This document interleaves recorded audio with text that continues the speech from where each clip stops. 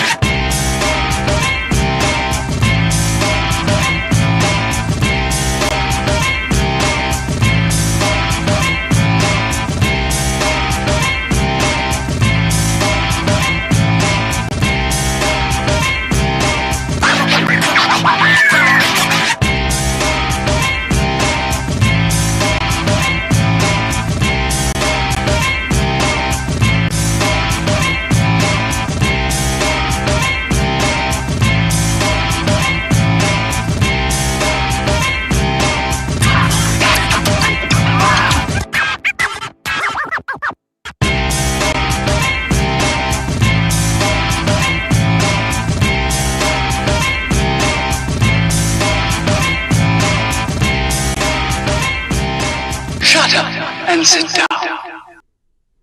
All right, good morning, everyone, and welcome to the 360 Sports Show. We're coming to you live through Facebook, YouTube, Periscope, and Twitch. I am Andrew Pizzelli. He is Christian Lauber. You can catch us live every Sunday at 11 a.m. And if you can't catch us live, you can catch us on the podcast through Sounder FM or wherever you get your podcast from. You can catch us throughout the show in the live chat. You can also always email the show, the360sportshow@gmail.com, anytime throughout the program or throughout the week. We'll get to it during our mailbag segment. So without any further ado, Christian, I'd say we lead today with probably the most frustrating part of the week, which was the last, I'd say 12 hours, and that would be the Stanley Cup playoffs. So I'll let you take the lead here. The Boston Bruins fall in Game 1 to the Washington Capitals, and I'll let you kind of set the table for us here with that topic. Yeah, they fell 3-2, obviously, in overtime. Oshie got a shot from way out at the point and tipped into Rask's chest and somehow ended up in the goal.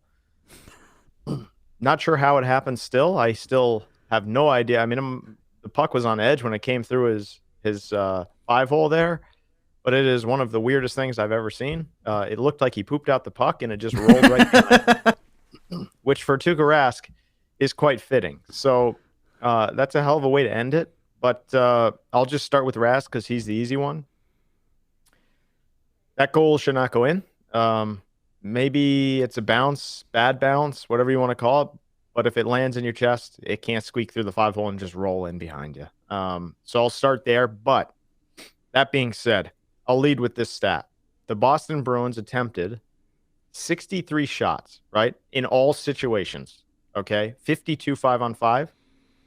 26 were on the goal. Oh. Not nearly good enough. You're missing the net way too much. Their puck possession is horrid, and they got beat up in the neutral zone. And here's what I'll say. I don't think the Washington defense is anything special, okay? I know people want to go right to Chara, and that's like he's going to get his revenge in this series and yada, yada, yada. Their forwards are huge, and they're everywhere, all of them. I mean, Ovechkin was all over the ice last night, and in the first 5 minutes, he sent Krejci back to, like, 2016. So I think the Capitals were just better from the jump. The Bruins looked like they had about 4 or 5 days off. Yeah. Washington played some guys in that final game of the season on Tuesday, I believe it was. The Bruins did not, and they looked it because they were far behind, I would say. Was it a close game? Yeah, obviously. They had a chance to win it, so that's all that's important. But if they're going to win this series or even make it a series, they're going to have to pick up their game a lot. Way too many mistakes. Taylor, Hall, Krejci, and Smith were -2 on the night. Bergeron, Marchand, and Pasternak had, I don't even know what the final tally was. Not enough shots on goal at all, those three. And they were just not good. That's my initial thought is I don't think the Washington defense is anything special. Yeah. I think you chip that puck in deep and away you go. You can have your way with Chara and those guys. But the Washington forwards were far better last night. Yeah, people last year can't say, Chara's washed up, he's not a top D-man anymore, blah, blah, blah. And now this year turn around and be like, oh, we can't get past Chara. Huh? It's the same people saying that stuff. I agree with you. I think their D-core is definitely beatable. Their forwards are obviously impressive. And like you said, you go into the third period tied 2-2. And so you say, okay, here we go, right? Doesn't matter how the rest of the game's gone, tied 2-2.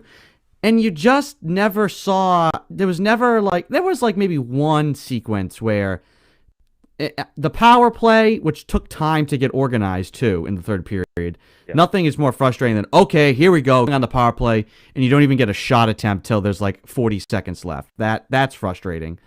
But there was never really any sense of pressure. There was never any sense of, all right, here it comes. There was no real good rushes. There was no good flash. There was no pop in the offensive end. Meanwhile, when Washington had the puck on that side, it was moving around and guys were generating shots, and you felt on edge anytime they had the puck in the offensive zone. Bruins had it, and it just never looked organized the entire third period, and then obviously into overtime, it was what it was. But I agree with you there. And also, once their goalie got hurt and Anderson's in there giving up just rebound after rebound after rebound, it's like, just put it on his chest, and maybe what happened to Tuukka in overtime happens for you. Yep. That's how they got the tying goal, was just off of like a nothing play. When in doubt, get pucks to the net. I didn't feel like Washington, they were doing a better job of getting in the passing lanes, I'd say, than I were like, oh, they're just throwing themselves in front of the puck to block shots. So take the shot. If Anderson has to start again, oh my gosh, they should be putting everything to his face and to his chest and just putting guys in the front of the net. He's played 4 games all season, by the way. Craig. Yeah. Yeah. So it's like, put that guy under pressure. And I also, it's hard to judge Tuukka Rask because it's like the guy can play lights out, but then it's like he has these, it's like, can you blame him for that? You say like, well, you should stop that, but it's like a miracle goal. But doesn't he kind of have now a laundry list of those where it's like, well, what is Tuukka supposed to do there? Or blah, blah, blah. It's like, make the stop. Find a way. You one time in your career or a couple of times in a long career, a puck sneaks by you. It's triple deflected. It's like, what are you going to do? There's kind of been too many of those moments with him. And it's not like there's anything he could have done better. I mean, I don't even understand how it hits you in the chest, falls flat in front of you, and then somehow is like zipping through your legs to the back of the net. It wasn't like it was just like slowly and he didn't see it and he kicked it with his skate or something. It like fell and rolled in. I'd never seen that in my life. You'll see it go through the arm and like a guy kind of squeezes it and it falls down and rolls in, but like hits the chest, makes the save, basically using the biggest part of your body to stop it, and it somehow hits the ground and rolls in. Unreal. But it's like, there's just something like, it's like karma. I don't know. There's just like a bad juju there. It just seems to always happen to him. I see what happens in game 2. I've been ready to move on from Tuukka since last year. And the way Swayman's played, I think that kid's ready to be thrown into the fire. I honestly, you're going to need a spark. If you're going to play offensively like you did in game 1, the rest of the series, you're going to need something else. Pete and Gansett says, the puck hit the back of his stick and ricocheted in. I'd have to double, like, quadruple check. I'll say this. I was watching that game, kind of had the volume down. And, like, I'm not, like, screaming or reacting. Like, if they had scored, I would have been like, oh, are you kidding me? Like, that I saw that puck go in like that. I literally was like, are you effing kidding me? Like, Mary's like, my God. You were so quiet this whole time. I forgot you were watching a hockey game. Because I'm just so stoic now. I was expecting them to lose the way they were playing offensively, but that was just absolutely a brutal, brutal goal. I'll have to slow it down later and actually take a look at it. I will say Rask is down my list, but he is on it. Like, I think it's just the constant defense of this guy, time after time, year after year. Like, I think Tuukka Rask is a very good goaltender, but he bothers me in a sense way. Like, does this guy want it? Does he even care? I have a hard time thinking, like, even listening to his post game. I just like there's just something about his demeanor, and it's not his fault. It's just I I can't get behind. He just doesn't seem like he is engaged like other guys are.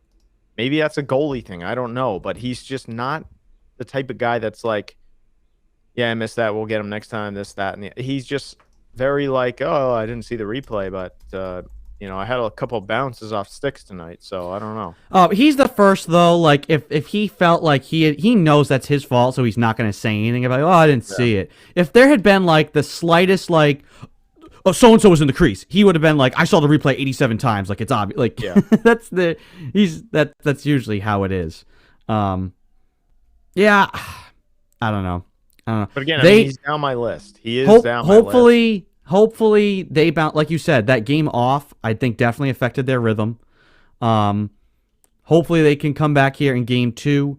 I mean, hey, you're the road team. All you're hoping to do is steal a game here on the. I'll say this: a little bit of home ice advantage is back. There was only 5,000 people in that arena last night. Oh, it's loud though. When there was in that third period, when there was a whole bunch of no calls, and I was ready for a brawl. I mean, there was a sequence where Oshie got his helmet ripped off. Yeah. No call, and he got taken down. And then, like, Wilson tried to, like, check Kevin Miller, and I was like, here we go. All right. This is where the bloodbath starts. It never happened. Tensions never boiled over. I guess it's only game 1, right? I would not be surprised if this series goes the distance. If it goes 6, 7 games, there's going to be a flashpoint somewhere with these two teams. Because that was a very physical game, which I liked, and they didn't call every little ticky-tack thing. They let a lot go.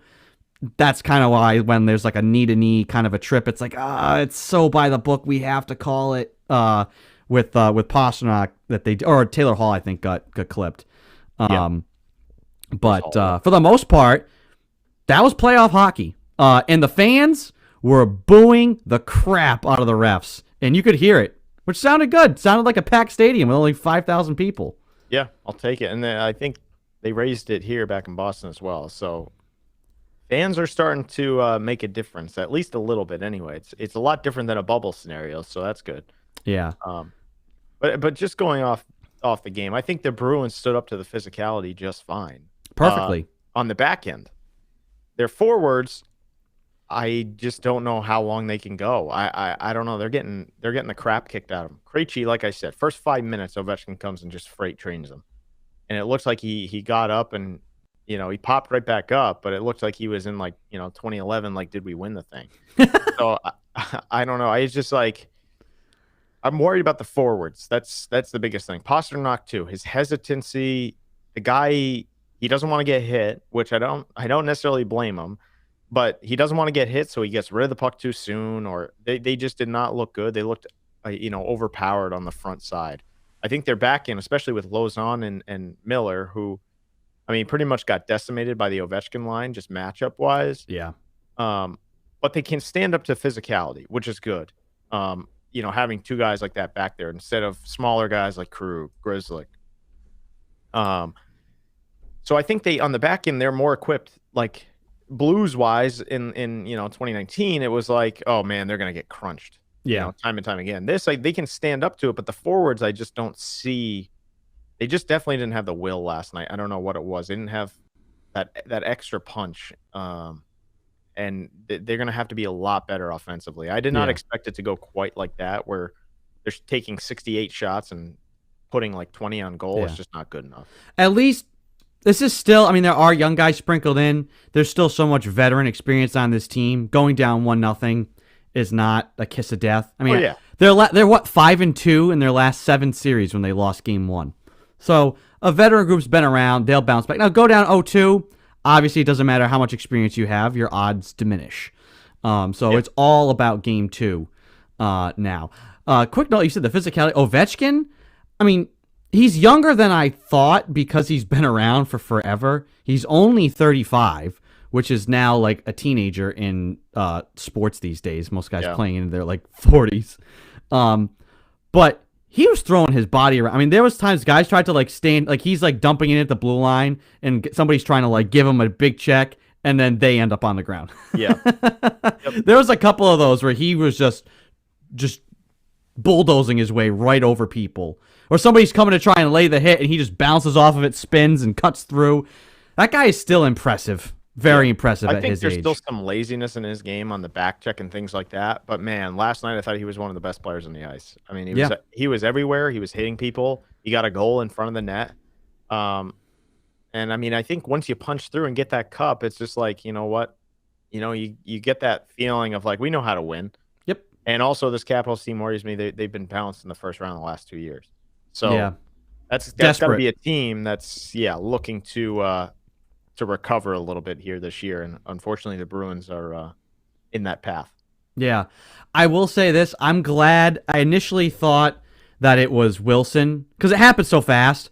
I was like, Wilson and Oshie were celebrating together. I was like, don't tell me it was freaking Wilson who scored that goal. Yeah. Don't tell me it was Wilson. I think they eventually gave it to Dowd. It was Nick Dowd. Yeah, he got a tip in front. Yep. So I guess that's a silver lining.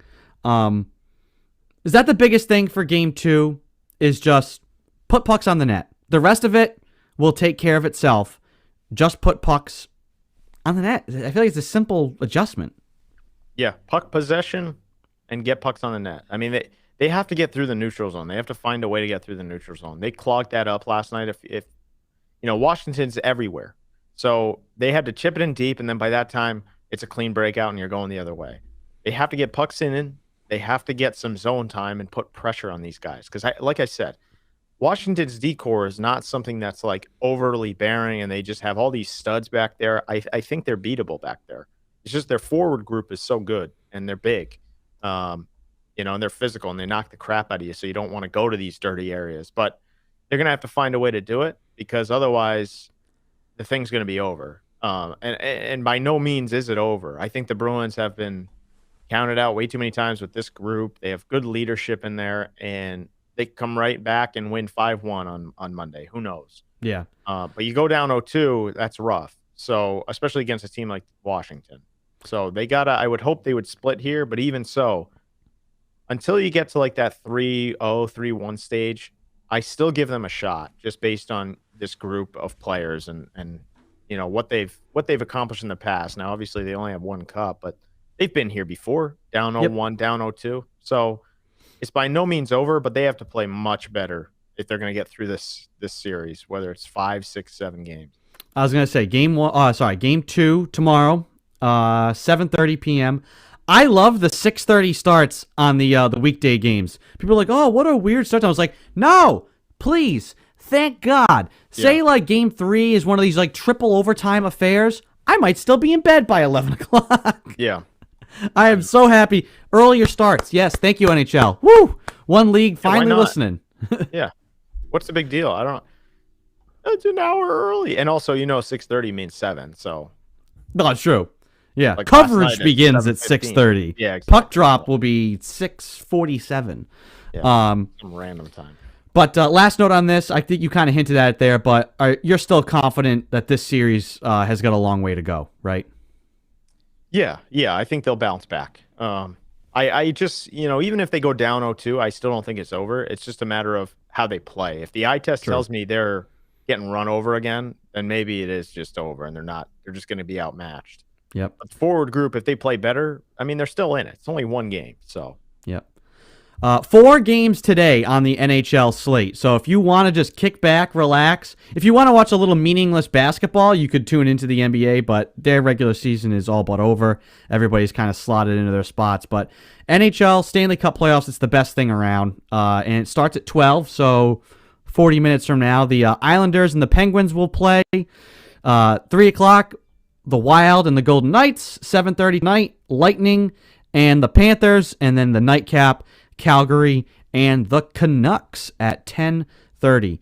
Christian, will you be watching all of these games? Some of these games? And which matchup here in this slate of today's games are you most excited for to see, and series in general to see play out? Yeah, I'll tell you. The one that I have my eye on is Tampa Bay, Florida. Those teams do not like each other. So it's going to be all types of like all-time nastiness in that. So if you need a series to watch outside of the Bruins or outside of whatever team you're watching, Florida is the way to go. I don't know if those stadiums are fully packed. I would guess probably. Yeah, I would guess probably, but those two teams, just in the regular season, they do not like each other. And so that series, they're two very good teams. Florida kind of out of nowhere, but Tampa Bay, obviously, we know what they are. So that is going to be high quality Stanley Cup playoff hockey. So if you need a series, that's your series, I think. I want to double check this stat because I'm looking right now. I don't know if it means this is like the fewest or the most. It looks like they either take the fewest penalty minutes or the most penalty minutes. If they take the most penalty minutes, then that is going to be a fun series because you're just going to have teams on the power play the whole time. Player stats by team. Where are they? Hiding somewhere in here. Where are we? Florida Panthers. Here we go. It's not going to pull it up. I'm assuming this means. Okay, here we go. Yeah, they take the most and second most penalty minutes in the league. So you're going to get a lot of power play action and a lot of nasty, like you said. So that's going to be buckets of fun to watch. The one I'm interested in seeing, how it plays out is with the Islanders, because I feel like if the Bruins can get past the Capitals, I personally would rather play Pittsburgh, who I feel like the Bruins have kind of had their number. This group has kind of had that Pittsburgh core, its number, and I just think from a mental standpoint, that'll be a better matchup. The Islanders, for whatever reason, like I think you said, they're boring as heck. They're the kryptonite for the Bruins this year. Really don't get it. Early on in the season, since the trade deadline, they lost all three. Yeah, but I'd rather play the team that I just feel like they have a mental edge over. Yeah. And so that's like going to be the one I'm going to be keeping my eye on. As the Bruins series goes further, if they have a chance to win it, looking at who's the next matchup. But I do agree, Tampa, Florida, or Tampa Bay and the Panthers, bloodbath. Yeah. Absolute bloodbath. So that game is tonight at 7:30.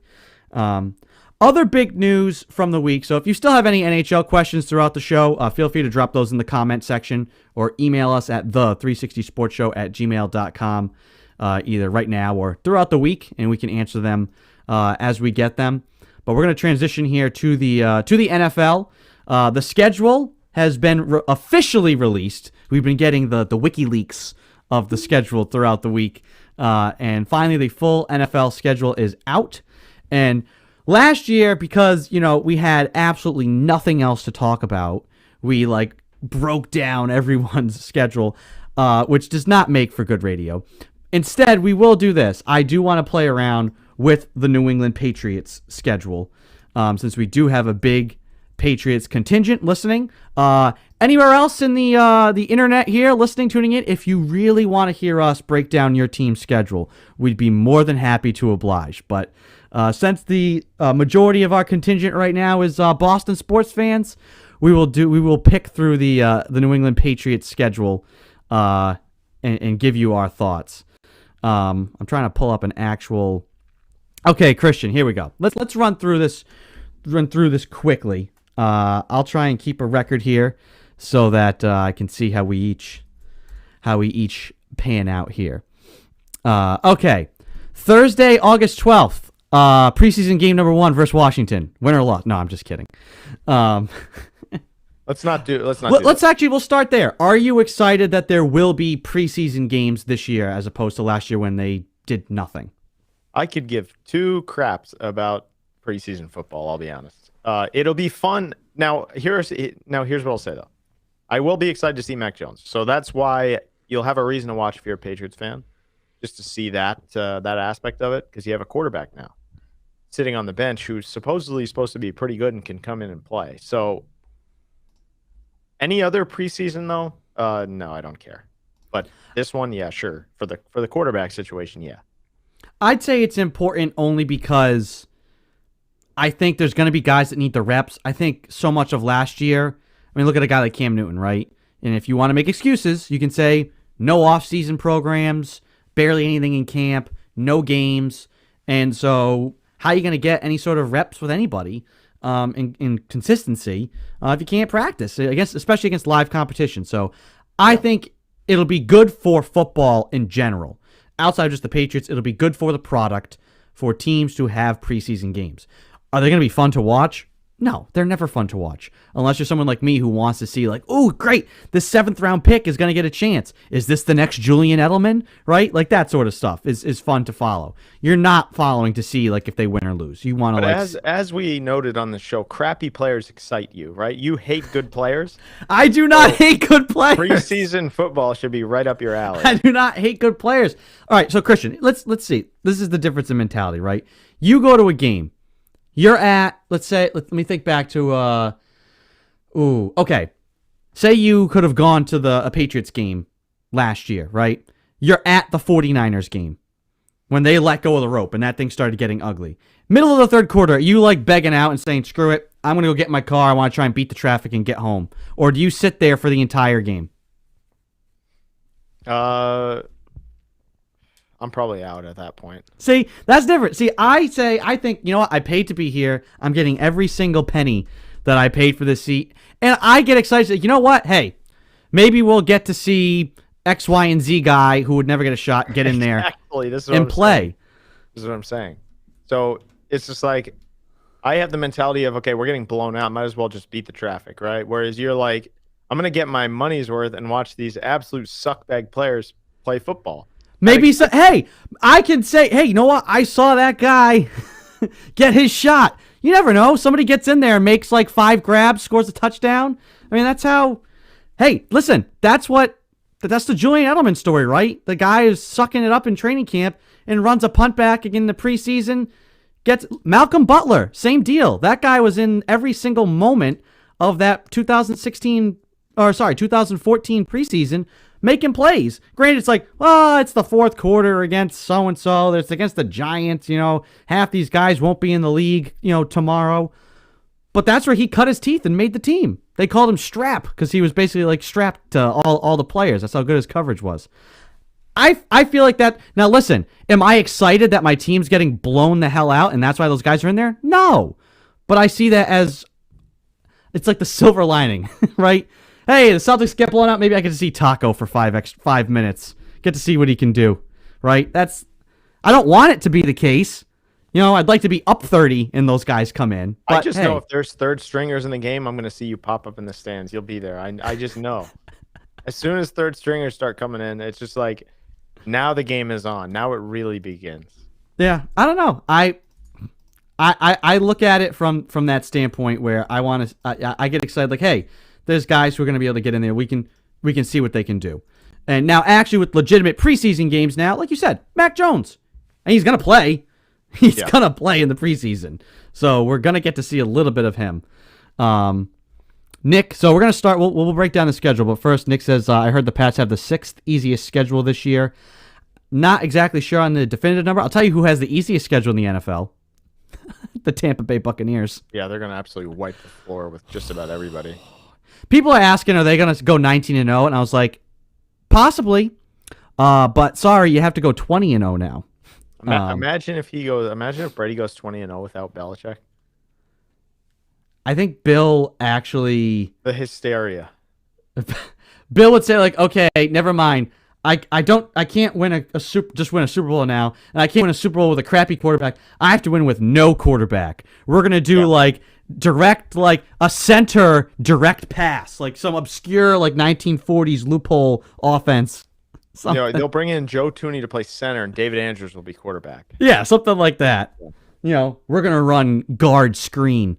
And bring back who's the Jordan Devy? Bring back the tuba player. Yep, Devy. Yep. Play running back. So yeah, the Bucks. They're not going to go 20-0. It's not. It's so. Think about everything that had to go right for the Patriots in 2007 to go 18-0 to get to that Super Bowl. So much has to go right. Like they should have lost at least 2 or 3 games in that season that were very, very, very losable. They also will have one hiccup in there in early part of the season, in my mind. Yeah, it's just it's hard. NFL. And adding the extra game now just increases the odds that you have a letdown or a trap game or anything. Colin says it's always nice to get a glimpse of who you drafted and or see if you got any hidden gems from undrafted free agents in preseason. Yeah, So in preseason. Like, so Colin's probably along the lines of you. It's like, I don't want to be seeing if these guys are on the field in a regular season game, it means we suck. So anyway, let's pull up the old schedule here. Let's start. Opening day. Sunday, September 12th. Patriots hosting the Miami Dolphins, 425. Christian, what say you? Pats, W. So you're going W. I'm going to go W as well. I think the Dolphins are going to be an interesting team this year with what they've added. I liked what they built last year. But if Tua's their quarterback, I'm still not 100% sold on what their ceiling is yet. Yeah. Because they weren't sold on him last year, and I think they were kind of really hoping for Deshaun Watson. And that whole situation is still kind of in flux. They have Deshaun Watson at the beginning of the year. Dolphins are probably winning the division. But for now, with Tua, week 1, I'm going to say that the Patriots, with everything they've done and put into, they'll have been, especially against B-Flow, they'll be ready for this game. So Patriots take opening day. Week 2, at the New York Jets, 1 o'clock game. What say you? Well, I'll start with this. I think the way they've built the defense up and Belichick has his way with rookie quarterbacks, I'm going to go Patriots again because I don't know what Zach Wilson is yet, and Belichick usually absolutely just wipes the floor with these rookies. So at least the first time around, I'm going W again. Yeah, I agree 100% with that. I mean, rookie quarterback, his record against them is impeccable. First year head coach, there's a lot going on there. A lot of, there's going to be a lot of unknowns for the Jets. Certainly, it could be a letdown game. The Patriots have had a number of those in years that they had 14-2, 13-3 seasons. They just have these hiccup games in New York in week 2 for whatever reason. But I'm going to agree with you. Rookie quarterback, I'm going Patriots. Week 3, New Orleans Saints at home, 1 o'clock game. This is a tough one, but I think I'm going to say win again just based on I don't know what New Orleans has at quarterback. I think their defense is probably pretty decent. But at home, I like the Patriots again there. All right. So that means that your New England Patriots are 3-0. I agree with you. Taysom Hill's the quarterback. I just can't see Belichick losing to that. Unless we get the Taysom Hill versus Cam Newton, we're just going to gadget up this whole game, and it's just a giant turnover fest. I'd say that Saints game is the most losable game in those first 3. 100%. Yep. But bottom line, Patriots are either 3-0 or 2-1 coming into the Week 4 matchup with Tom Brady and the Super Bowl champion Tampa Bay Buccaneers. Christian, how badly are the Patriots losing that game? So I said the Tampa Bay Bucs will have a hiccup in the early part of the season, and it will not be against the Patriots. They're absolutely wipe the floor with them, probably. I would say, Tampa's going to win that game. Oh, man. I would. Tom Brady Sr. on local radio. We're going to beat the Patriots rather handily, quite frankly. I would love for the Patriots to win this game. Especially if both teams are 3-0. Hand them that. If the one loss, if Brady wins another Super Bowl, but the one loss is at the hands of the Patriots, he's 19-1. That'd feel pretty good if you're Bill. Oh, I would love that. It's gonna take a lot. Tampa's gonna be a wagon this year. As long as Brady's healthy, they're gonna be a wagon. Will Bill have some institutional knowledge to throw at Tom? This is gonna be great theater. This is a Sunday night game. I think I've said this in a couple other places this week. The NFL did both of these teams a favor, right? Especially the Patriots. Ticket prices for this game are going to be approaching Super Bowl levels on the resale market. It's already expensive just straight up. On the resale market, these ticket prices are going to be insane. Me and you set up in the 330s. There was tickets $5K there for oh no, I'm talking 200,000. Oh, on resale, yeah. Yeah, resale. Oh yeah. It's gonna be ridiculous.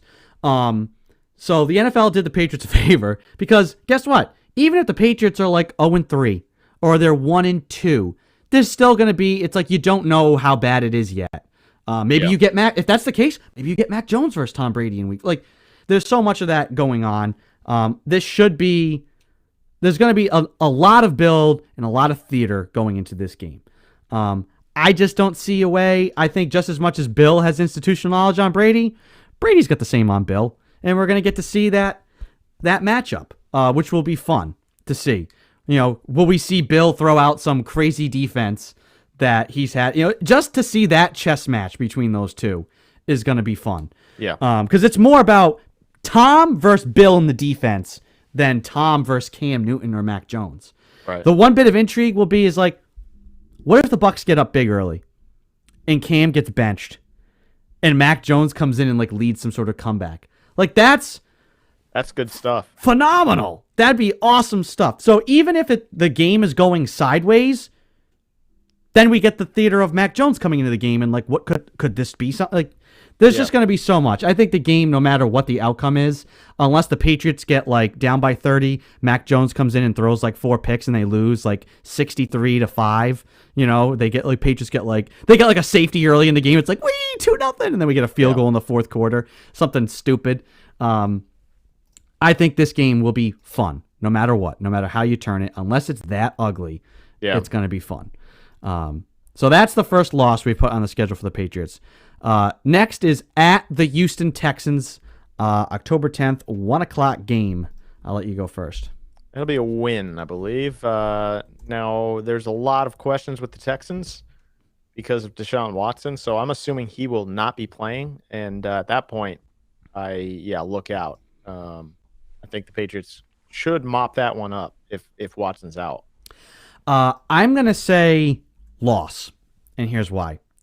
The emotional energy that will have been expended. I know the Patriots historically are not a letdown team, but I'm going to look more at last year as opposed to all the years they had Tom Brady.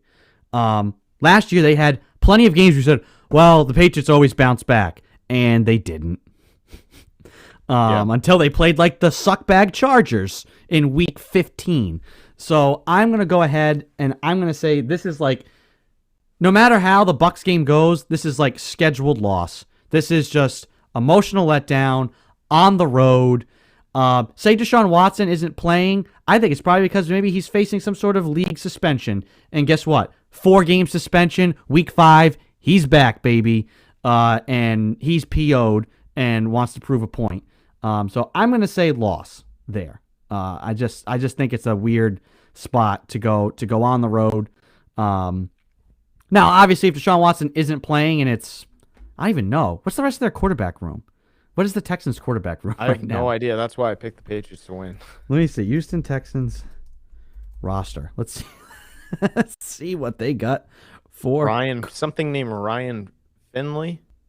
Oh, they Ryan have Davis Mills, but let's see. Oh, Tyrod Taylor. Right. Yeah. So he's probably the starter. Davis Mills, Ryan Finley, watching Tyrod Taylor. Well, yeah, but won't a trainer have like poked him in the lung by then? Yeah, probably. You're right. You're right. Yeah, he'll probably be out too. So then you got Ryan Finley, and I think the Patriots absolutely clean up on something named Ryan Finley. Something named Sounds like a bagpiper. Not a quarterback. So I'm 100% going Patriots if Ryan Finley is the guy. All right. Staying with Texas opponents, but returning home Sunday, October 17th, my birthday. We're playing the Dallas Cowboys at home. You pick. I'm going to go loss here. I think this is the slip up. Thanks. Yeah. I think this is the slip up. 100%. Dallas is like 425 game. They're coming back from Houston. Dallas should be ready to go, and they're a pretty decent team if they're healthy. So, yeah, I'll say that seems like a good early season spot to slip up. Yeah, I'm kind of going. So we kind of flip-flopped here. We're doing the same thing, but just in different spots. I think this is the bounce back. 2 straight losses on the road. Come back home. The Cowboys, let me think. They've lost. I think they've lost every game they've ever played in Gillette Stadium. So That would not shock me. But you also had Tom Brady for every game. yeah. But in one of those games, Brady was only throwing to N'Keal Harry, so that also tells you something. Yeah, that's fair. So I'm gonna go win there as a bounce back game. Then they play New York Jets following week home. So home and home, they got the Jets again. I just can't see the Jets beating the Patriots. I don't know. It's just something about the Jets. As soon as I see that logo, I just think they suck. So maybe by then Wilson's kind of rearing to go and he's made some improvements. I just don't see how. Again, even twice a year, right? I just don't see how the rookie quarterbacks come in here and beat Belichick. Matt in the comment section, Brady's getting that single game touchdown pass record week 4 versus the Pats. I don't disagree. Yeah. Any single game record that Brady doesn't already have or is searching for, he is going to try. He could. This is the thing. I forgot to say this. He could pass Drew Brees for all-time passing yardage in that game. Yeah.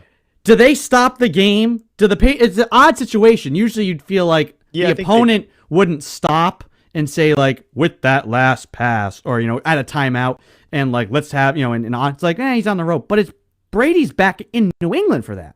Do the Patriots feel like, hey, we'll do this for Tom? Or do they, like, not do a thing and just I feel like the Crafts would.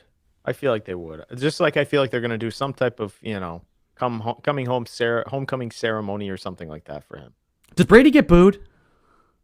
God, I hope not. I wouldn't think so. But they also, fans in that building booed Vinatieri, which is astronomically stupid as well. So I cheer him until the whistle blows, and then I boo the crap out of him. I 100% think that he will have some boos, but I think it will be overpowered by the cheers. Yeah.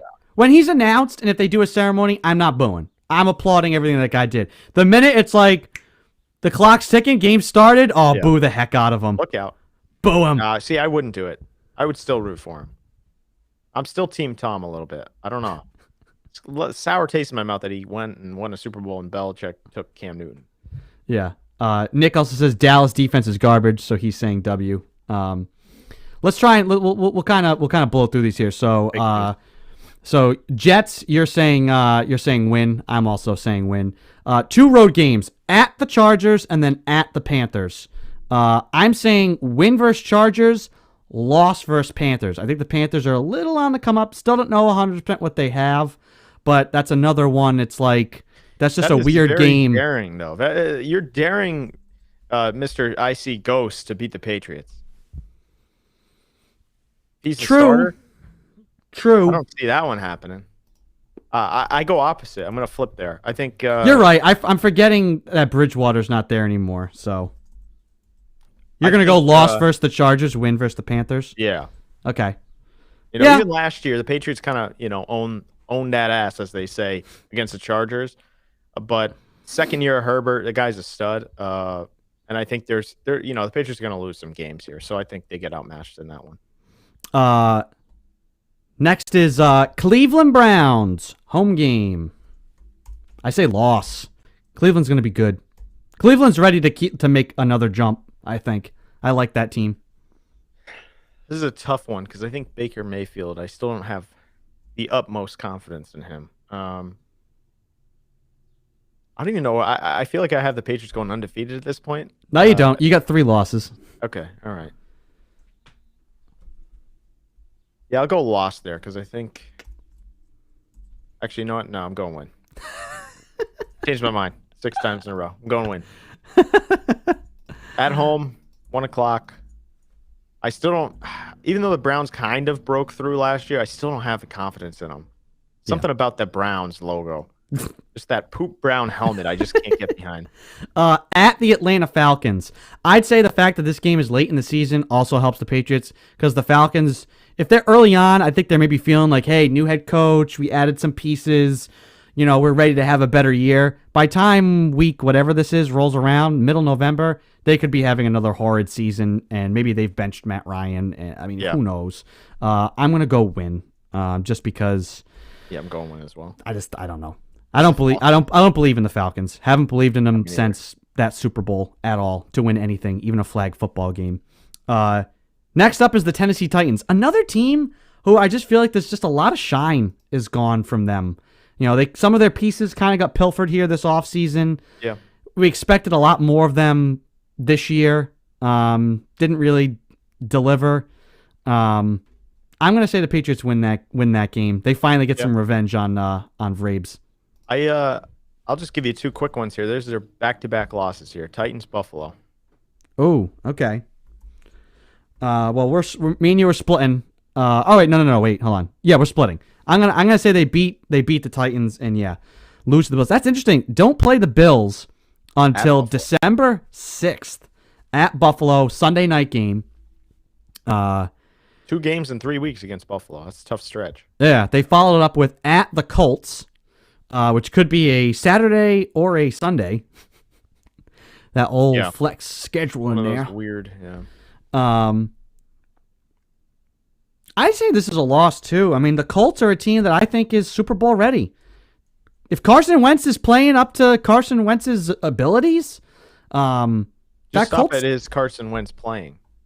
Well, that's the thing. Is he hurt, By this point in the season, is he banged up with God knows what? But I'm going to assume health for him, and that being the case, the Colts are going to be a really difficult team to stop. So that brings us week, what is this here? 16? Buffalo Bills at home, Sunday, 1 o'clock. They split with the Bills this year, I think. And at home, I'll take them. I'll take the Patriots winning that one at home. All right. Rookie quarterback, January 2nd. Jacksonville Jaguars and Trevor Lawrence. Yeah, that's a win. Lawrence could be all worldly, and I still don't have any faith until a rookie comes in here and just absolutely annihilates you. And also, what's around him? I mean, I think he has some pieces, but I don't think the Jaguars are going to, make this immediate jump to the top of the standings. I'm just doing some quick math here. 1, 2. Quick maths. All right, so I've got them with 11 wins. You've got 10. We're coming into the final week here at Miami, the dreaded January at Miami game. If this game means something to the Patriots, I think they win it. Yeah. If it means nothing, if they're out of it or they're locked into their playoff spot, they will lose this game. So it's such a hard... The thing is, though, I guess it's a divisional game. Probably the division is likely to be in play at this point if the Patriots are winning 10 to 11 games. So I'm going to say in Miami, it's a really tough game to figure out. You're going to go W. I'm going to go loss. I do think by then the Dolphins will have more put together, because I do think the Dolphins are a good team. If you played the Dolphins twice early on, I'd say probably odds are you sweep them. Those late season games down in Miami, it just has never ever gone well. So there we go. We both have them with 11 wins. So Patriots are going 11-6, according to the 360 Sports Show, which I'd say is about right. Yeah, it tracks. They should have anywhere from 10 to 12 wins this year. Improve from last year with this roster, even with Cam. If Cam is the starter for all of this, I expect this. Yeah. 11 wins out of this schedule is very doable. And that should put you in division contention, and depending on how the strength of the rest of the conference, you're the 6 or the 7 seed. Mm-hmm. Should be. Based on everything they've done this offseason, they should be in contention for the division. They should be in the area of 11, 12, 13 wins based on the schedule. And they should be competing for at least a win in the playoffs and see what happens then. But they should be in contention for the division this year. What is the minimum expectation out of this year's team? Hey, Patriots got here. You know what? I'm fine with that. I really didn't expect much more. Great job. As far as what you accomplished. What is that minimum threshold there? You got to be above 500 in the playoffs. my mind. After all the changes they made, and they went out and spent the most money they've ever spent, $250 billion. They got to be in the playoffs this year. No, make no mistake about it. I don't think you can have another, 6-10, whatever the schedule holds this year. You can't go 7-9 again this year. You can't go 7-10 now, I guess is what it would be. You got to be in the playoffs. Safe to say, if they don't make the playoffs this year, it could be one of the most disappointing seasons in the last 25 years because of everything that they went to load up this team for this year. Yeah, I mean, based on I think early on they'll have some blunders, but by the time October, November rolls around, they should be rolling and full steam ahead and be towards the playoffs. They should be winning games. It cannot if it looks the same as last year. Someone's getting fired. Yeah, I don't know who, but someone's getting fired. I agree. And it's almost inconceivable to imagine that happening. But we'll see. But 11 wins for both of us. I kind of feel like that's right on line. Let's transition here to the NBA. The Hall of Fame inductions were last night, and this week, the ceremonies, the pomp and circumstance.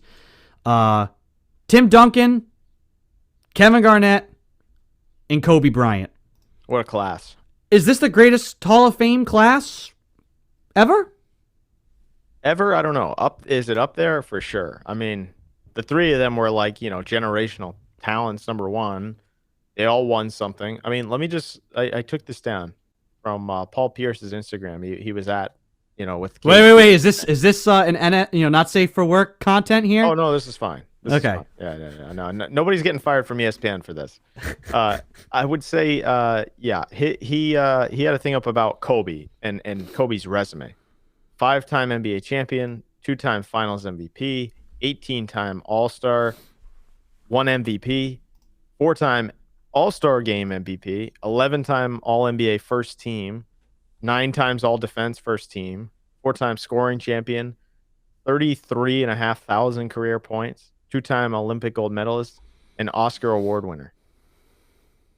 I mean, if that guy's not a Hall of Famer, then who the hell is? Yeah, it's an you go unbelievable right down resume. the list. Unbelievable resume. It's such a shame. I mean, it's like one of the things Kobe. I just rewatched. It's kind of gut wrenching now to see. It popped up in my YouTube feed. The final 3 minutes of his last game, which I had watched plenty of. I opted that night to watch that instead of the Warriors going for the 73 wins. I said I want to see Kobe's last game.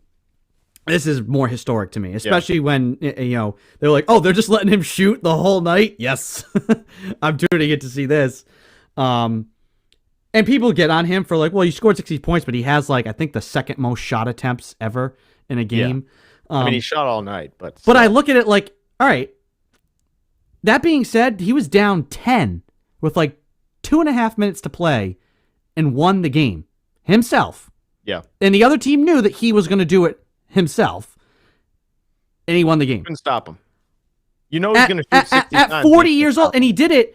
It wasn't just like Steph Curry, he just launched a bunch of half-court threes and they went in. It was like step-back three-pointer. It was like, a dribble out of a trap, pull up for a long two. It was like up fake the three, drive into the paint, put it high off the glass. He put everything on display, and at the end of that, had nothing left in the tank. He said, He's like, I'm done. There's no question I'm done. I am done. It is all out there on the court. I have 0 left.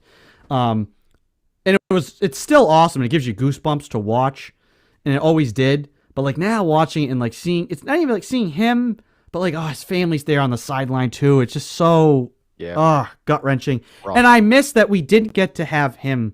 I was such looking forward to his kind of what would his Hall of Fame speech been? Would it have been humble, or would if he had taken shots at people in a little bit of both, in a fun way? Yeah. So it's really sad that we obviously will never get that. I still think what they did for him was great. Yeah, I mean, if you haven't watched, anybody out there hasn't watched it, Vanessa Bryant's speech in place of Kobe, I guess, for Kobe, with Kobe, was phenomenal anyway. I mean, all three of them, you have time, 15, 20 minutes. That's all it was. The three of them, Vanessa, Tim, and KG, all three of them were really good. And just the class of those guys is just like, talk about all timers. Those three really just epitomize that. The one thing, there was always the debate about like Duncan versus KG. People pointed to Duncan like winning, more titles. I'd say KG kind of did that to himself. He opted to gut it out in Minnesota way longer than he even himself has admitted he should have. He always says his biggest regret is not coming to Boston sooner. Yeah. I think, Tim Duncan, the big fundamental, his game was just so steady. Yeah. And you don't have as many of those post guys anymore. But I think what Duncan's game can be more replicated. I don't think there ever has been or ever will be a player like Kevin Garnett. It's just such a rare breed of I agree with that, yeah.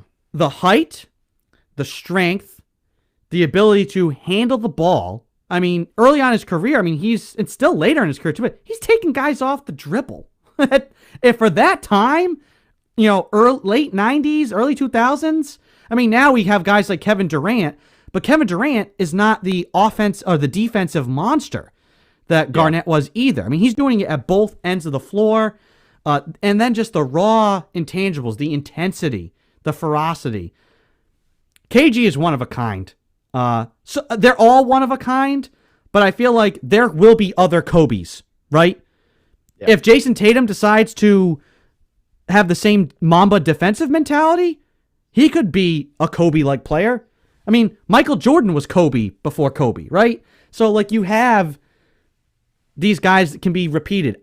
I just don't see, especially the way the league is now, I just don't ever see another Kevin Garnett. Because guys who have his size and ability are just going to be kind of morphed into more like Kevin Durant players. They're not going to have that defensive side of it, too.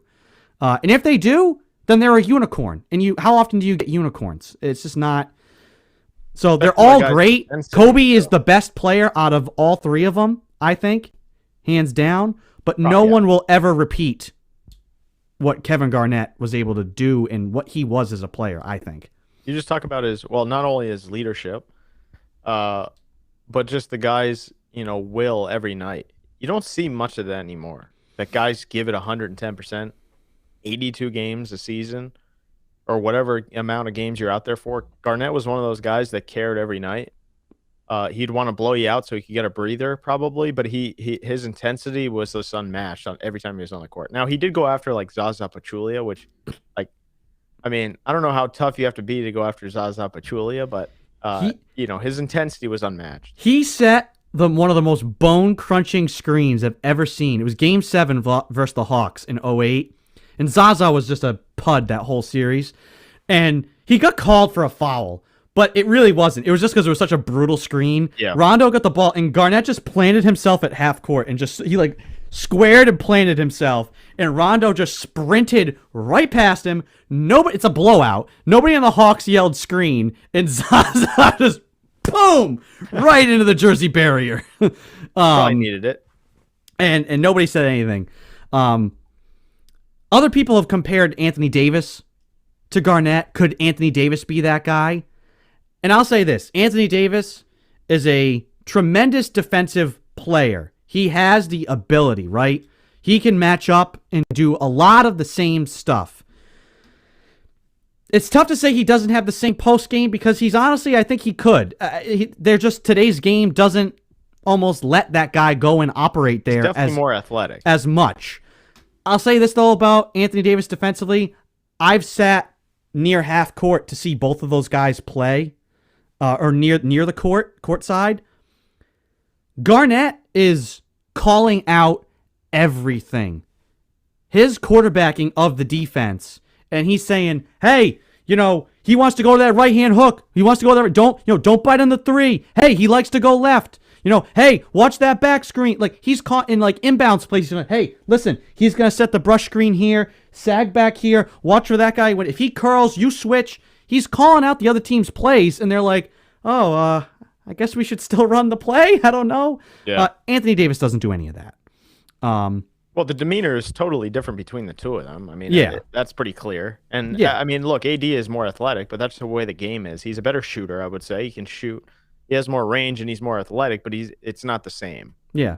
Kevin Garnett, famously, he shot a couple of threes during a game. This was like 2012, I think. May have been 2013, his last year in Boston.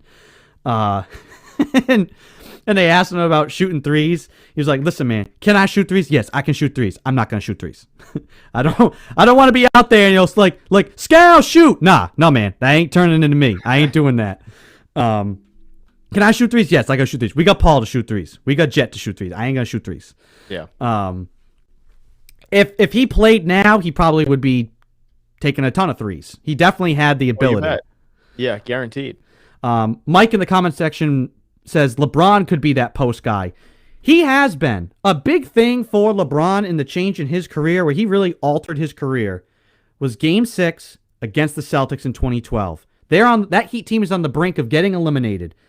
Finals lost the year before. Year 2, can't get past Boston. Is this going to be a thing?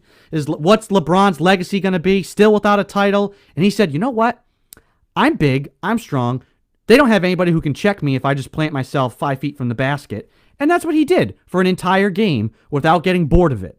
And then he's done that from time to time. It's helped extend his career. Listen, you're going to stay healthier if you're just playing in the post than if you're trying to run at the rim and be high flying. You're not going to turn as many ankles. Is LeBron the same player as Kevin Garnett? Not even close. He's not going to have... He just, from the height standpoint, right? It's just he doesn't have the same... It's a different sort of craft. LeBron's going to bully smaller guys in the paint, while Garnett was working on how can I use my footwork and fading away, and I'm going to put it off the glass. I mean, the shimmy shake fadeaway off the glass. I mean, that's just Patton and Garnett. It's classic. Yeah.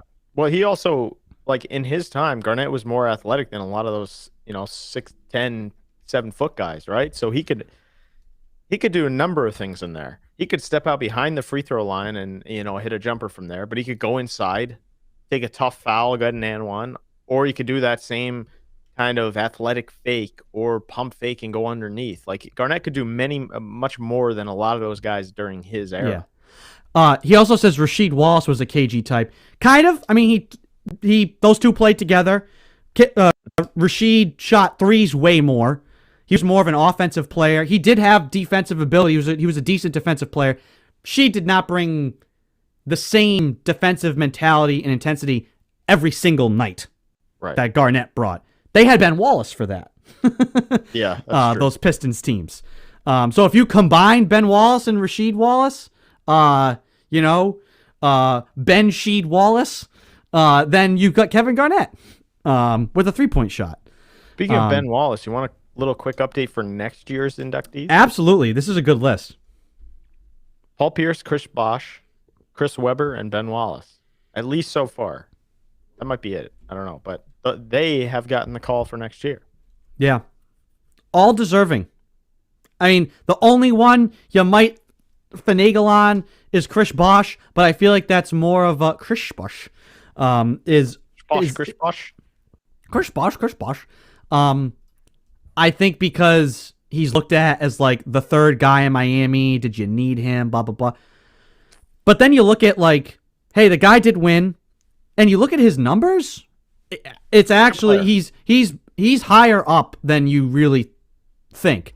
Same with Paul Pierce. It's deceptive. I mean, we know it in Boston because, we follow these things. But Paul Pierce is like one of the all-time greatest scorers in league history. I mean, anybody who played, some of these records could get absurd. Like somebody like Steph Curry, if he plays another like 6-7 years with the way he shoots the three, it's like kind of be absurd. The scoring list might start to get skewed. It's like, it's like home run numbers and, juiced stats in baseball. I still feel like basketball stats are kind of hollow. They're just starting to kind of get, because of the 3-point shot, maybe a little skewed. But if you're a top 20 scorer in league history, You're a damn good player. Oh yeah. You were a damn good player. Also, Chris Bosh had blood clot problems later in Yeah. his career, which also He cut would have his played career way short. longer. Yeah, and he was a good player. I mean, you can say what you want for those Miami teams with Wade and obviously LeBron and Wade are your two main guys. Those two are all timers, right? But Chris Bosh was no slouch. He was a damn good player when he was on the court. I agree. We'll circle back to this later. We have an email from Pete and Gansett with some extra angles of that Tuukka Rask debacle on that final goal. But yeah, looking forward to next year's Hall of Fame class. Tuukka crew has gotten bigger, I see. NBA season is winding down. The Celtics played a essentially meaningless game yesterday. They rested a whole bunch of guys. I was kind of surprised that Tatum played. He's not playing today. Nobody is. Nobody is. So I'm going to love it. I'm going to get to see all my boys out there. I wanted more Jabari Parker yesterday, man. I said these games mean nothing. Give me 40 minutes of Jabari Parker these next 2 nights. I've waited. You love sucky players. I've waited 8 years to see. Mike says Celtics are trash. Mike, we don't disagree with you here. Guess what? We're both. I'm going to say this, and Christian is going to say, "Amen. I agree." Here's what I want. I've been saying this for weeks. Celtics are going to lose a heartbreaker to the Charlotte Hornets in the first play-in game, the 7-8 game, and then they're going to let go of the rope, and they're going to get blown the F out by Russell Westbrook and Bradley Beal and the Washington Wizards, and they will have to sit and stew in just a complete debacle of a year all summer long. And guess what? I think that is exactly what this team needs. They don't need some feel-good win in the first round. Look, we upset the Bucks. And then they get to play the Knicks in round 2. They stumble into a conference final and get annihilated by the Nets. And it's like, look at us. No, they need to have a real wake-up call.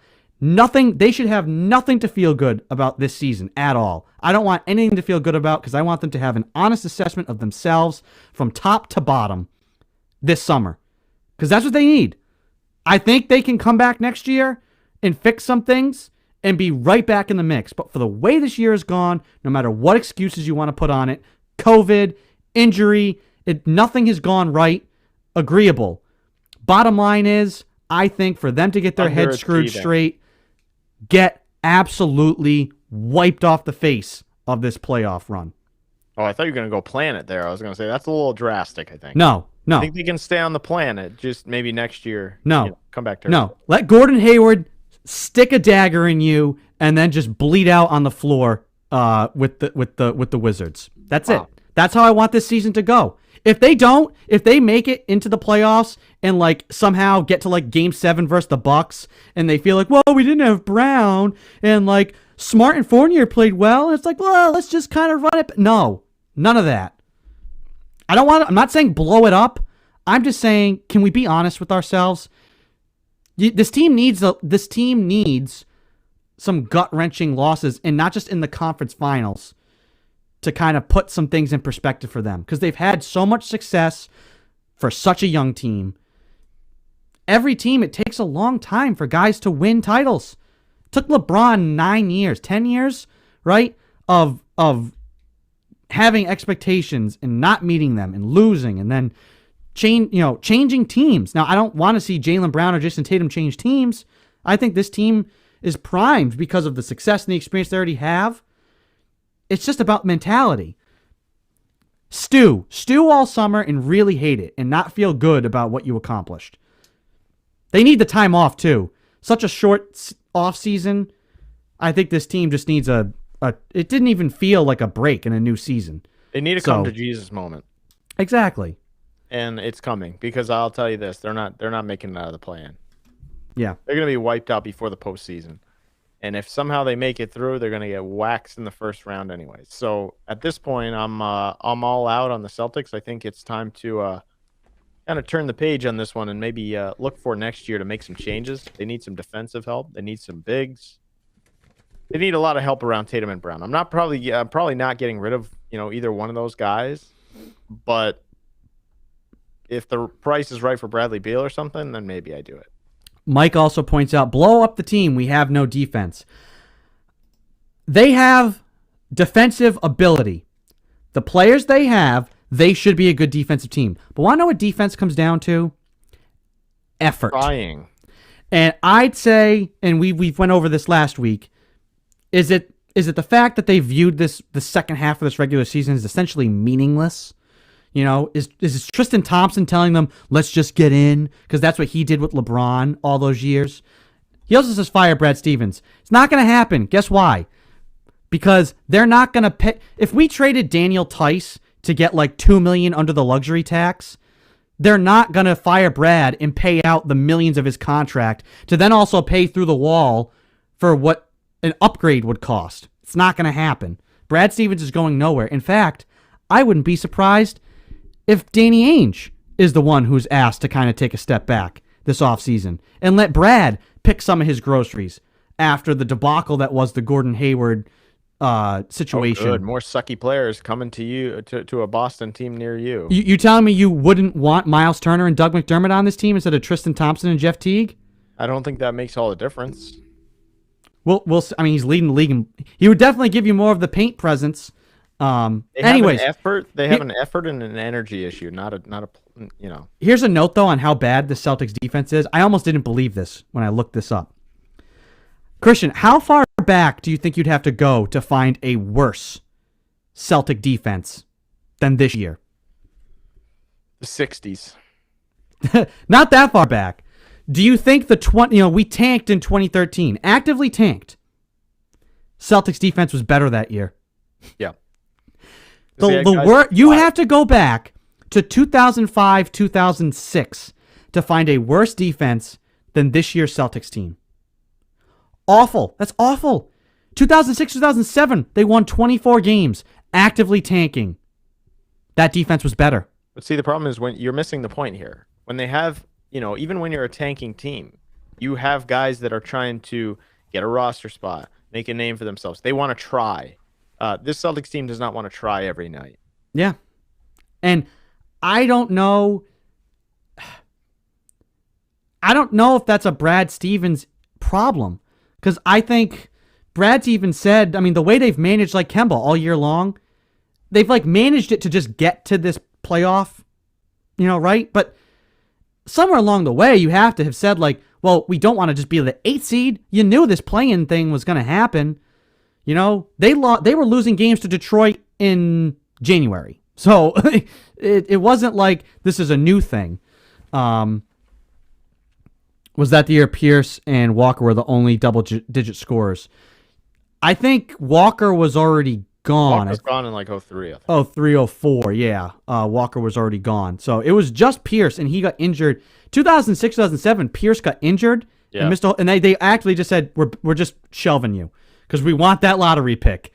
In 2013, Brad's first year, the Celtics made like 87 roster moves. They didn't say they were tanking, but Ainge was basically shuffling the lineup and putting a team out there that was like not going to win games.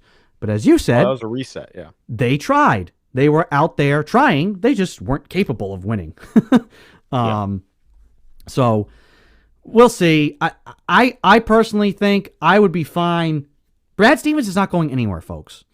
Just from a financial and a logistical standpoint, he's not going anywhere. He does not want to go back to college. We know what what Indiana was offering him to come back. You don't want to do it. Brad Stevens in the offseason if you're Indiana? You mean the Pacers, not the university? Who? Isn't their head coach up? Yes. They fire the guy, right? I don't know. Because isn't Miles Turner going to be a free agent? Or is he? I don't know. Like, what is their team? What is their roster construction like? Like, are they trying to hit the reset? The Celtics traded Doc Rivers with years left on his contract at the Clippers, and they got what? Okay, so let's play this game.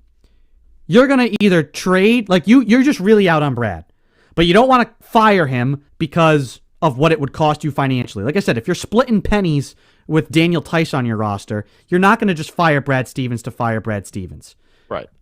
So you're gonna have to trade him, right? You don't want to. You want to. Hey, take his contract. Blah blah blah.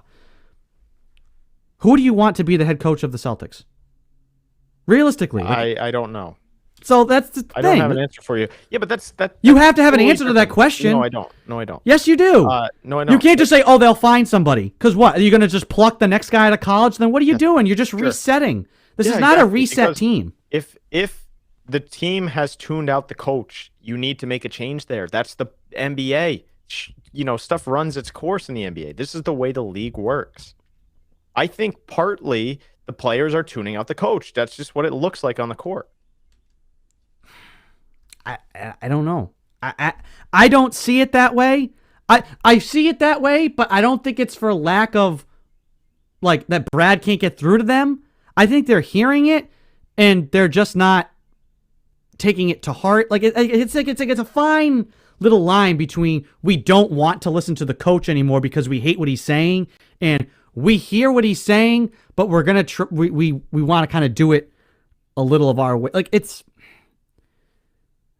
That seems like a broken relationship, what you're explaining to me. Well, I think even the coach himself has been burnt out by this year. I don't know if that's... Tell you what, if they make some roster changes, next year looks pretty similar to this, where these guys don't want to try and everything. Yes. The coach is gone. Yes, I will give you that. If it looks the same, I think it's almost the same thing with the people who are defending the Cam Newton thing. I feel like short offs, look at all 4 teams that were in the conference final last year. They all had similar seasons. Well, the Lakers, LeBron and AD got banged up. That's why they're in the situation they're in. The Nuggets have gotten banged up. Celtics and Heat have basically had very similar seasons with inconsistency and injury. I think it's been a long, long year for those teams who were in it as long as they were last year. And I think the Celtics, with all of the COVID issues they had, it was a recipe for unsuccess. Now, I agree with you. I want them to have the come to Jesus moment. I want them to have some hard assessments of things this offseason and come back with a better constructed roster. A roster that's going to just fit together better. And we'll have all offseason to talk about what those moves should and would be. Yeah. But you're right. If it looks the same next year, then you have nowhere else to look but the head coach. If it looks like the players on the court are just not living up to their expectations, the job of the coach is to get those guys motivated. And if Brad can't do that, it won't matter if it's the players' fault, because you need the players to win in the NBA. There you go, Christian. I admitted it to you. You need the players. And you need good players, star players, not Peyton Pritchard, not Aaron Nesmith. You need good players playing well. Well, you need those guys on your bench. Those guys are your second unit guys. I've never been calling for Aaron Nesmith to be a starter, or Peyton Pritchard is better than Kemba Walker. I have never said that. I said that at one point because I think it was true. Well, it's because it was true when Kemba first came back, and we were just looking to win. It was just play Kemba off the bench. Let him only play 10 minutes and go all out and work his way back. We'll see next year what that looks like. For all the excuses here, answer me this, though. For all the excuses that anybody wants to make, COVID stuff, some of that's valid, okay? This team has underachieved, yes or no? Oh, 100% they've underachieved. Yeah. So that's where it stops to me. You can say all these other teams are having the same issues and stuff, but the other teams are proven that, the Lakers have struggled without guys that have been injured, but they're also still in the mix. They're not are they in the play-in tournament? I don't even know where the cutoff was. They might be. They're yes. almost in the play-in. Let me see. tournament, 1, 2, right? 3, 4, 5, 6. They are tied. Do they play Portland today? Let me look at the schedule. I know them and Portland are tied. Portland is ahead of them right now. Lakers today are at the Pelicans, and Portland is Denver. Portland is versus Denver. Denver is gonna probably be resting guys. And let me see where the Pelicans are. Come on, internet, do your thing. New Orleans is out. So I don't know how they're going to approach that game. I don't know what the tiebreaker is. I don't know if they're just... I'm assuming this table, the standings here for Yahoo is sorting this, with the tiebreakers in there. Yeah. Well, it's going to be interesting. I point, mean, anyway. odds are, I'd say if the Lakers are in the play-in, they're going to be playing Golden State. I honestly am picking the Warriors. Steph Curry could just single game. Steph has been playing God mode this last month and a half to get the Warriors into this he's been position. very good. Another good player. You know what I mean? Yeah, but He kind of stinks though, doesn't he? He's not like, he's not second string enough. He's not bench guy enough. So he's just not. He's not as good. I feel like I'm doing the John Travolta. What? Give me Aaron Nesmith over Steph Curry. No. Have I ever said that? Have I ever said that? No, I'm just busting your balls. I have never said that. Do I have problems with Steph Curry sometimes? Yes. I think here's the interesting note on him. We were talking about guys and records being skewed. Steph Curry is going to absolutely obliterate Ray Allen's record for made threes. I also feel that if Ray Allen played in an era where he had the green light wherever, whenever he wanted on the floor, his record would be out of touch. And maybe go back further. Ray Allen may have not ever touched Reggie Miller if that was the case. Larry Bird is a great three-point shooter. I agree with Mike in the comments. Let's just read that out. Pizza prefers bench players over stars. Pez prefers... What? No. Show that on the screen, please. Let everybody see that. Pizza prefers bench players over stars? Yeah. Andrew Pizza over here. Andrew Pizza. Wait, you don't agree with me? If Larry Bird got to play nowadays and shoot threes 15, 16 times a game, I mean, where is Bird on the all-time three-point shooting list? I'm just saying the records are skewed. Steph is I'm not saying Steph's not great at a three-point shooter. I'm just saying, there's people saying, oh, he's light years better than Ray Allen. It's like... I agree with that. There's just no context to it, though. How can you're just going to go off the numbers and say the moment he passes Ray Allen, he's just better? No, just watching him play, he's better. I can just tell he's better. He's the greatest three-point shooter in the game, in the history of the game. And it's without a doubt. I mean, just the way he shoots the ball. He can shoot it from anywhere. Because he gets to, and if anybody pre-2000 and pre-2000 and Ozzy, 13? If people started shooting from half court, the coach is yanking you, and you're probably not seeing the floor for 2 nights. Sure, but Ray Allen is not as good of a shooter as Steph Curry. Just the eye test tells you that. Ray Allen was very good, and I think he would probably, have double what he has in three-pointers, but I still think Steph would be on pace to absolutely blow past it. Let's see. Here's your top 10 three-point shooters. Ray Allen, Steph Curry's right on his heels. He's 150 behind him. Reggie Miller, Kyle Korver, James Harden, Vince Carter, Jason Terry, Jamal Crawford, Paul Pierce, Damian Lillard. Your next 10, Jason Kidd, Dirk Nowitzki, Joe Johnson, LeBron James, who is not a great shooter, but just by pure volume, he's going to be in the top probably 15 by the time he is top 15. He may even be in the top 10 by the time it's all said and done. JJ Redick, J.R. Smith, Chauncey Billups, Kobe, Kyle Lowry, Klay Thompson. Let's see.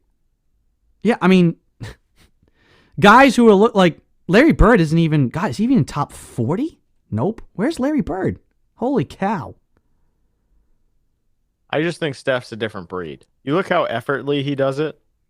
It's much different than guys like Ray Allen. Ray Allen was a great shooter. For at least for his time, and probably all time, right? But Curry is he's on another level in my opinion.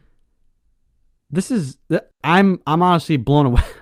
Where do you think Larry Bird ranks in terms of all-time three-point shooters?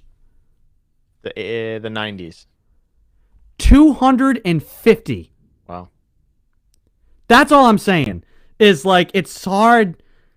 What guys get to do now with the three-point line, it totally is going to. Your point. Don't get me wrong. I understand your skew. Point. But Curry is a different breed, as I've said. I just think you watch him not only does he have the dribble, but he can create his own shot, and he needs zero space, and he's just another level that Who do you think has made more threes No, all time, Marcus Smart or Larry Bird? Marcus Smart. Yes. That illustrates my entire point about the 3-point shooting stat. Yeah, It's but just, that it's has just, it's just nothing a to do with different. Steph It's Curry just a versus Ray different. It's just a different era. Yeah, Steph Curry is different than Ray Allen. I still stand by that. And also Larry Bird. I still think Steph Curry is better than Larry Bird in terms of pure 3-point shooting. Oh, that's tough. And let's just say That's this: tough. if you were Larry Bird's coach, he would have been a bench player his whole career anyway. So it's Oh my like, God! Shut up. No, he would not have been. so it's a moot point. Colin says, I agree. Allen needed a consistent throwing motion and to position himself well. Curry just wills the ball into the net with his mind. Yeah, I just think we got to see it somewhat when Ray was in Seattle because he was the only guy. It would have been entertaining to see what Ray Allen would have been allowed to do in today's day and age, basically with the green light from anywhere. Yeah, and he would still be a really, really very good all-time 3-point shooter, just like Reggie Miller. Same thing. But Curry is effortless. It doesn't take much for him to get a shot off, and he makes, any shot from anywhere. It's just a different style, different breed. Yeah. I mean, they're slightly different players. Ray Allen was more of the traditional 2-guard. Steph Curry obviously gets to just handle the ball and run around the whole court with it. Mike says he had Rashard Lewis with him. That's true. For a period of time. Who was also, I think he's somewhere in the top. I don't know if I named him. Where is he? He's top of this list. 21st, Rashard Lewis.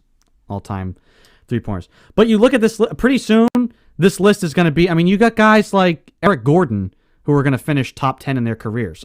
These are guys who are role players who are going to be.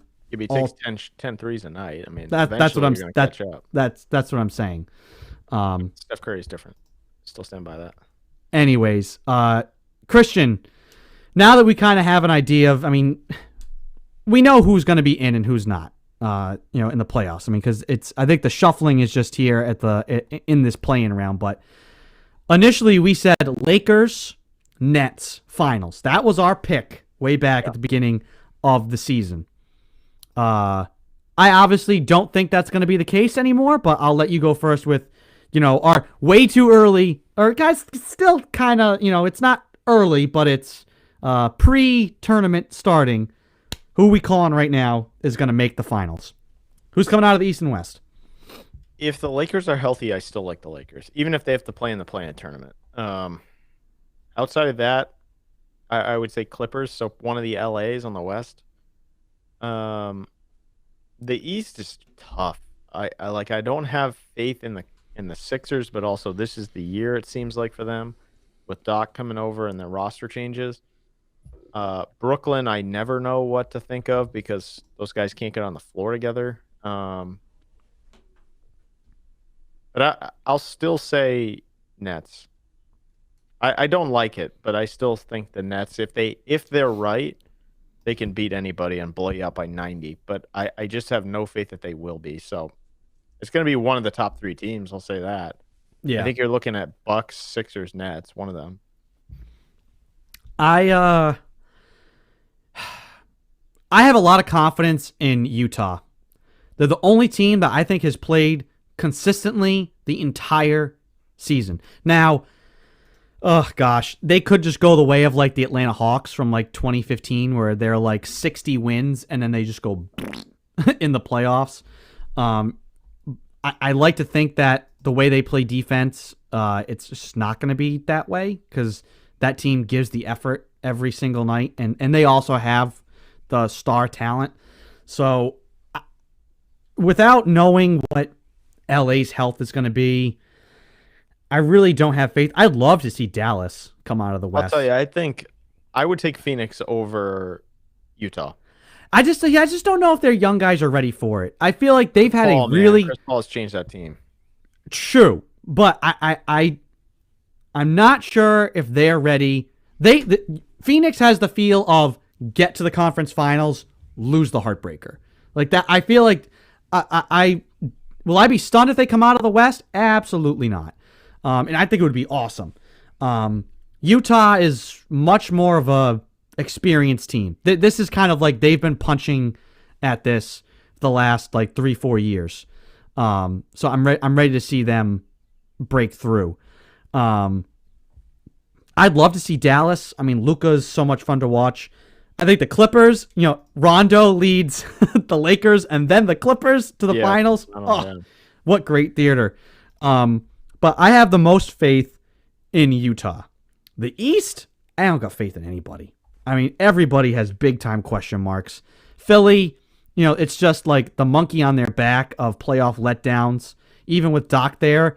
Hey, Doc's got that same monkey too. Since he left Boston, the Celtics have had more success than he has. He hasn't made it to a conference final since. So, there's a lot of bad mojo that they're trying to get rid of in Philly. Brooklyn, like we said, can these guys actually be on the floor together? And can we actually see? I still don't know what the Nets are with all those stars out there. The Knicks, again, it's like there's not enough star talent, but they try, and then you just work this way down. I mean, like Miami, could they dark horse it again to the finals? It's possible. Jimmy Butler is just, a maniac.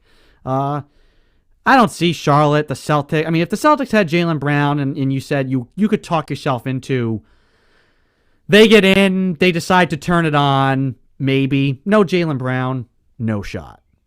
And we're both expecting them to get wiped off the floor here pretty shortly. Yeah. I'd say the only team that I think it's kind of the same deal, like it's just about time, is Milwaukee. We know what Milwaukee is. Later half of this year, Giannis has been doing the things I know both of us have been calling for Giannis to do. Channel that 2012 LeBron. I've seen him just say, against the Nets, like I think a couple of weeks ago, he said, nobody can stop me. I'm going to post up, and I'm just going to score again and again and again. And I'm not going to get bored with it and take some threes. No, I'm just going to... He scored like 18 points in a row for the Bucks because he just decided to go to the front of the rim, wasn't afraid to get fouled and go to the line, and just was a monster. If that's the Giannis we're going to get, the Bucks will be in the finals. 100% the Bucks will be in the finals because there's no team in the East that will be able to stop him. Even Embiid will not be able to stop Giannis if that's the mentality Giannis is going to have. Because he's going to have to foul, and then Embiid will be out of the game. So the only team I have confidence in is Milwaukee. So it's going to be boring as heck for general NBA because they want they want these superstar teams. LA, Nets, either one would be great, but I'm calling for Utah, Milwaukee. That is how this is just everything I needed. Yeah. You just took all of what I said and just threw it into a big pot, stirred it up, and just made my point. Oh, because there's no good players on the Jazz or the Bucks. Who's the best player on the Jazz? It's Donovan Mitchell. And he's not playing. Jordan Clarkson? I mean, Huh. See, I like how you go to the Jazz. You don't ask me who's the best player on the Bucks because you know it's Giannis, who's one of the best players in the league. Yeah, but you're picking the Jazz too, so you can't leave them out of it. I'm picking the Jazz to get there. I'd pick the Bucks to win the finals in that matchup. Yeah, I know, but it just Mike Conley is not LeBron James, and it's just right up your alley to pick. I don't think the Lakers are going to get. I honestly put the Lakers in the same. If they're in the play-in. It's tough. I mean, the Lakers could lose to Golden State, but I can't even fathom, even if they only had one of LeBron or AD, losing to Memphis or San Antonio. If this is Pop's last year, do you think just beating if they were to have to face beating LA, but then getting wiped off the floor in the first round, would that be a notch for Pop? To say I took this team and we won this play-in tournament to get to the play. Is that a good enough notch to go out on, or is Pop gonna what would satisfy Popovich to might do it. walk away? Honestly, that might do it. I mean, he's probably got to be about done, I would imagine. So if it was something like that, yeah, he would probably, take his victory against the defending NBA champs and just walk away at that point. Yeah. He's done enough. Oh, more than enough. Where does he rank in terms of greatest head coaches of all time? He's up there. He's top 5, I would say. Is Phil Jackson number 1? I don't know. Phil Jackson got to pick and choose like which stacked team he wanted to coach for, which kind of like pisses me off. Depends on how far you go back, I guess, but he's in the top 5 conversation without a doubt. I'd agree for sure. So you're picking. You said either LA or did you settle on an LA? If the Lakers are healthy, I still like the Lakers. So if AD and LeBron play, I still like the Lakers to go through. But I don't know if I have faith that they'll be able to do that at this point. So, gun to my head, I'll say. God, I don't even know. I'll say, just for show's sake, I'll say it's gonna be the Grizzlies versus the Pacers. It's gonna be the best finals of all time. Oh, man. Anyways, I said this to you last night, Christian. It's been disappointing that, the Bruins are obviously frustrating last night. The Celtics have obviously been, it's past frustration. It's not even like they lost, let's like regroup. It's just like it's come to the point of expectation of suck. So it's not even fun to watch. It was not fun in January, February. It was fun there for a little stretch. This last 2.5 weeks has been absolutely brutal, and we're just expecting just put it out of its misery, which has meant that for enjoyment's sake, I've had to watch baseball, which just angers me. This is baseball. But at least the Red Sox, surprisingly, have been good. But do you feel comfortable calling them the best team in baseball? No. I don't think they're the best team in baseball. Look, they're on pace for 100 wins. There's no way they're going to hit 100 wins. But I do think they'll be in the conversation. They got a hard-nosed team that, has a bunch of guys that do a bunch of different things. They're one of the few teams, I would say, in the league that they actually hit the ball where it's coming from, right? Outside pitch, go the opposite way, take it to right field.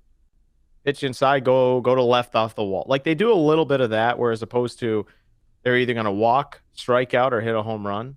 So it's kind of refreshing for this team to actually hit the ball instead of just 400 feet. And they've got a bunch of guys that, look, Bogarts and JD Martinez are, playing phenomenally this year. Bogarts is just absolutely crushing the ball. He's kind of like the franchise guy, which is, not much of a surprise, I guess. But they have a bunch of guys around, your JD Martinez, Xander Bogaerts, that are they just play the game.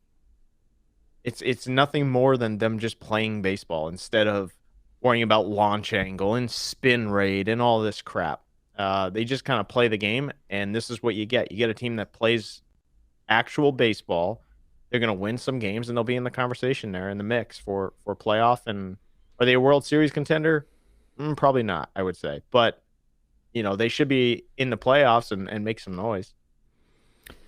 Yeah, I agree with you. And from the beginning of the season, I was like, it's way too early. It's good that they're starting well because you have to. If you're going to, by and large, the teams that start well finish well. It's weird. It's such a long season. You think teams would be able to make up and there'd be wild shifts. There honestly never really is. It's kind of the teams that start and take the lead early in the season generally finish right where they started. But I don't see a World Series. I don't even know if I see a pennant run for them. I'll say this: I'm encouraged that we knocked so many of the moves that they made. And we've mocked the shine bloom method, and some of these guys like, oh, they got this guy, and why are they? I guess it's working. So giving us a season, right? It's obviously it's a product worth watching, and the moves that they've made seem to be panning out. So except for one. Andrew Benintendi for the Royals is playing much better, and something named Franchi Cordero absolutely blows. So that's like the one loss that I'll say is, Bloom has taken so far. But overall, yeah, I mean, look, they're going to have, I don't even know nobody follows the baseball draft, but they're in like the top 5 picks for baseball, the first round this year. So they're trying to build the farm system and compete, and they put a team together that competes. Well, that's the thing is they can compete this year, make a playoff run, but if they fail, they fail. And if they don't, they've competed this year while also building for the future. It's like it's one of those weird situations. It's almost like where the Rangers were, right? It's like you're competing in your rebuild while also not stymieing the rebuild.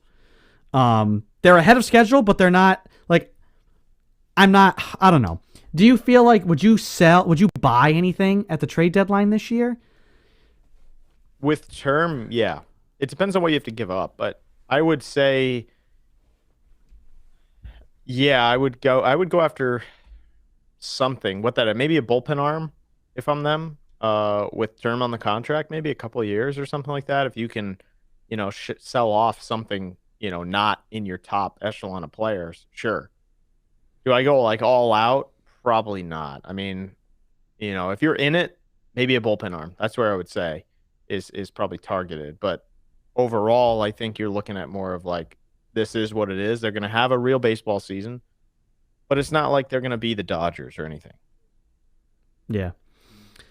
I agree. I mean, their top 2 hitters are batting 345 and 354. So without those 2 guys, I'm not sure what it looks like. Exactly. But still, I mean, Bogarts and JD have kind of, carried the load, but they have other guys that are like Vasquez and Verdugo, Devers. They're all batting 280, 260, 280, which nowadays in baseball is like, the new 400. So, oh my God. Yeah. That's the thing. Like you said it, I agree. The Red Sox are more exciting to watch because they play baseball. They're not up there to just swing for the fences or get a walk or strike out. Wow, I watched a baseball game. That. Exciting.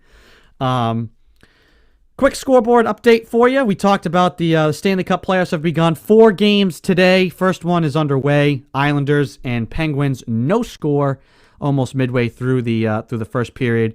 The game we're going to be most interested to watch, though, later on tonight, Tampa Bay versus Florida Panthers. That series will be an absolute bloodbath. So if you all these games should be good. Nothing compares to Stanley Cup playoff hockey.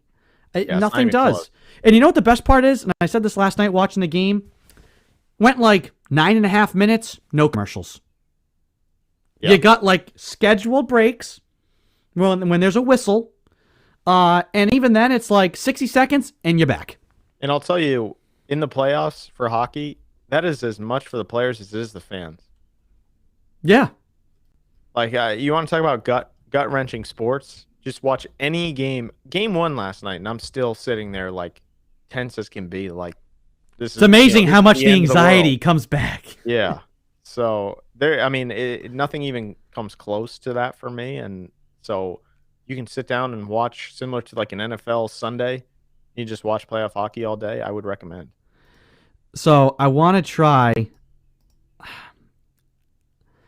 I pulled up the video of the game-winning goal for the Capitals last night. And when you watch it, the puck goes off Tuukka's chest, and I think Pete and Ganser thought it went off Tuukka's stick. It goes off the inside of Tuukka's block, his pad. And then that's what, because he's trying to close the 5-hole, and that's what shoots the puck in. It's just insane to see that happen when the puck literally hits your chest and fell straight down like that. How many times do you gobble that up? I just think you have to have that. I don't know. That's what I'm saying. It's like, It's an unlucky bounce, but how many of those has Tuukka had? Yeah. Game 7 versus the Blues. It's like you held the Blues to like 2 shots in the first period, and you're like, but then he gets hung. Yes, Brad Marchand left Tuukka out to dry at like the last minute of the period. It's like, and a guy comes in on a breakaway, but it's like, but also, you know what, Tuukka? Just make the save. Yep. Make the save. Stymie it. And we go to the locker room tied, 0-0. He's down the list, though. He's still down the list. I agree. Got to play better.